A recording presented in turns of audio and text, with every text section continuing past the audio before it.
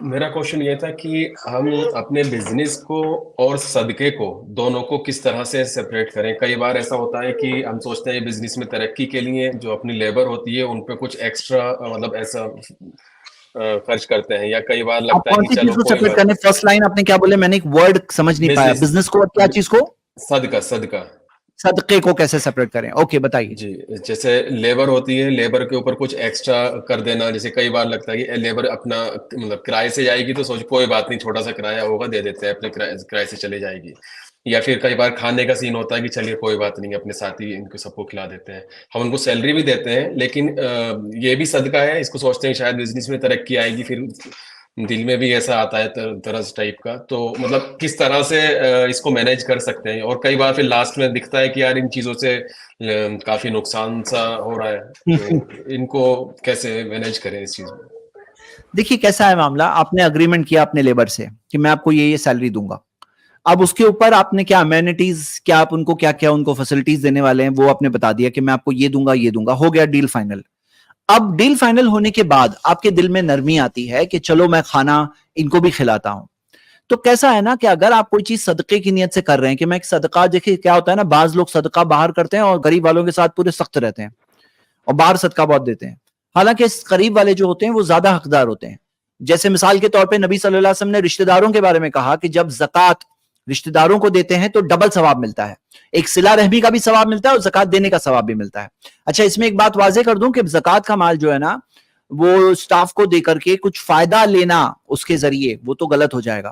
مطلب کہ پھر وہ غریب ہے تو غریب کے طور پہ دیے, اب اس کو مال دے دیے, اس کا مال ہے, وہ جو چاہے کرے, اس سے کچھ ایکسپیکٹیشن کرنا کہ میں نے تمہیں یہ دیا تھا زکوٰۃ, تو اس سے ایکسپیکٹیشن لینا زکوٰۃ کا مال کھانا ہو گیا, اور خود ہی لینا, نہ دینا, نہ ادا کرنا ہو جائے گا, یعنی بہت خطرناک بات ہوگی. اور اس سے یعنی کہ کوئی بینیفٹ لینا بالکل ہی غلط ہے.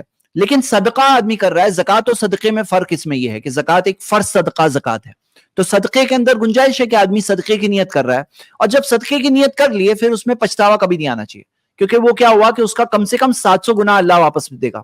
سورہ بقرہ کی آیت نمبر 261 جو ہے نا, اللہ 700 گنا دے گا. اور حقیقت میں نا میں آپ کو بات بتاتا ہوں, یہ جو نرمی ہے اور اس کے ذریعے جو ہوتا ہے آج الحمدللہ امپلائیز کی لائلٹی بنتی ہے, وہ لوگوں کا ایک جذبہ پیدا ہوتا ہے, وہ لوگ اپنا سمجھ کے کام کرتے ہیں. کئی بار ضروری نہیں ہمیشہ ہو, کچھ لوگ ایسے بھی ہوتے ہیں جو بالکل بھی انگریٹفل ہوتے ہیں, لیکن کئی بار ایسا ہوتا ہے کہ اس سے یہ ترقی کے ذریعوں میں سے ایک ذریعہ ہے کہ اپنے امپلائیز کا خیال رکھنا.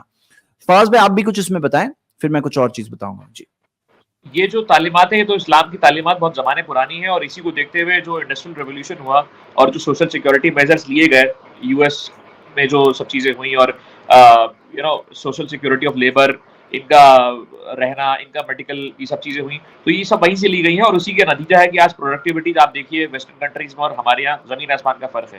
ہاں آپ کی بات سے بالکل سہمت ہوں کہ اگر جب آپ زکوٰۃ یا صدقات کے حساب میں اس کو کوئی چیز دے رہے ہیں تو that is not your business expense. By the way آپ اس کو بزنس ایکسپینس بالکل ٹریٹ نہیں کریں گے, آپ اس کو ایک پرسنل لیول پہ ایک عبادت کے طور پہ مانیں گے, اور اس رقم کا جو آپ نے اس کو صدقے کے لیے یوز کیا ہے تو اس کا ہو سکتا ہے آپ کو اس بزنس میں آپ کو اس کا بینیفٹ نہ بھی ملے. مطلب وہ اس نیت سے نہیں کیا جائے, اس نیت سے نہیں اس کو ایکسپینس کیا جائے کہ مجھے اس سے کوئی نہ کوئی بینیفٹ ری باؤنڈ ملے گا بزنس میں. وہ آپ کی عبادت ہے خالص, اس کو عبادت کے طور پہ کریے اور آپ کو انشاءاللہ اس کا ثواب اللہ کیا ملے گا.